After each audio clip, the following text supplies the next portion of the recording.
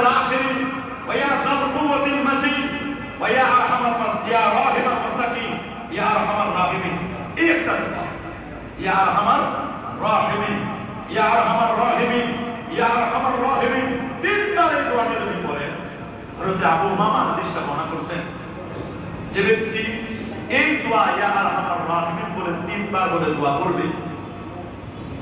তখন আল্লাহ তাআলা তার জন্য একজন ফেরেশতা আল্লাহ নিয়োজিত করবেন সুবহানাল্লাহ বলেন এবং এই ফেরেশতা আল্লাহর কাছে ওই ব্যক্তির জন্য দোয়া করতেই থাকবে সুবহানাল্লাহ যতক্ষণ না দোয়াটা কবুল না হয় ইয়া হাইয়ু ইয়া কাইয়ুম বিরহমাতিকা আস্তাগিস ইয়া হাইয়ু ইয়া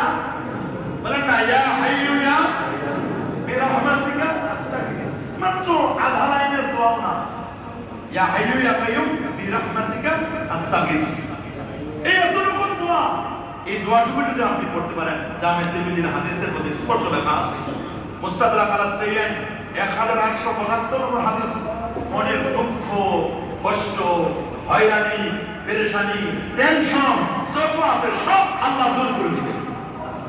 এটা পেরেশানির দোয়া পেরেশানি দূর করার দোয়া হয়রানি পেরেশানি টেনশন অনেকে বলে হুজুর টেনশন ঘুম হয় না এই দোয়াটা পড়েন বলেন ইয়া হাইয়ু ইয়া কাইয়ুম বিরহমাতিকা আস্তাগিস পারবেন না ইনশাআল্লাহ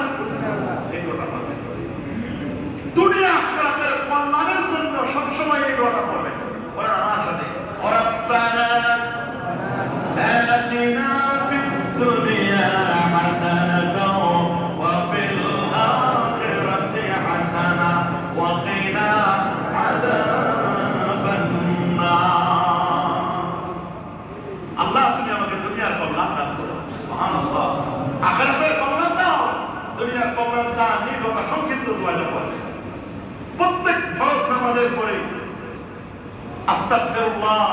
আস্তাগফিরুল্লাহ আস্তাগফিরুল্লাহ কয়বার বলেন না কয়বার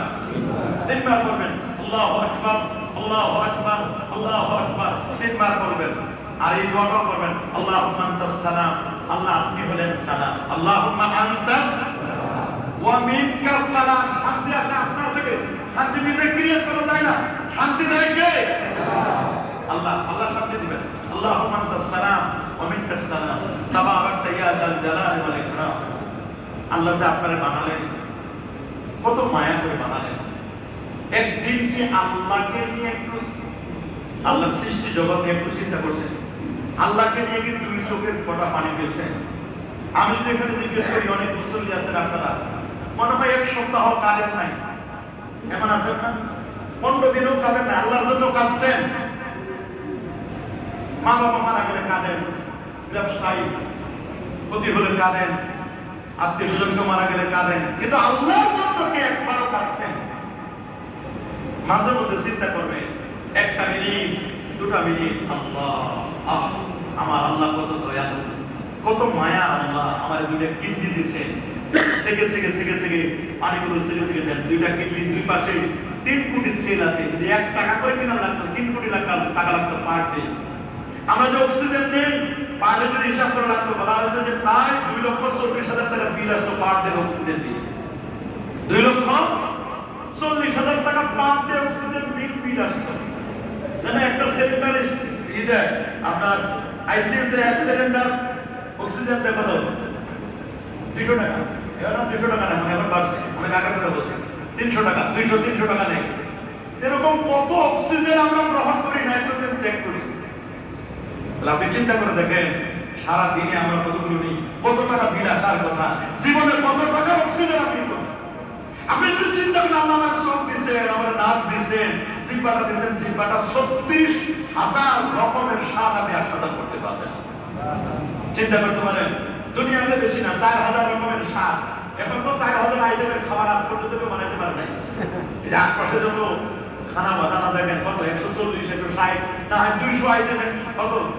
ওই একটা জিনিস ওটার ভর্তা ওটার ডাল ওটার ভাজি বলেন না আলুর ভাজি আলুর ভর্তা আবার আলুর ভেটকেজি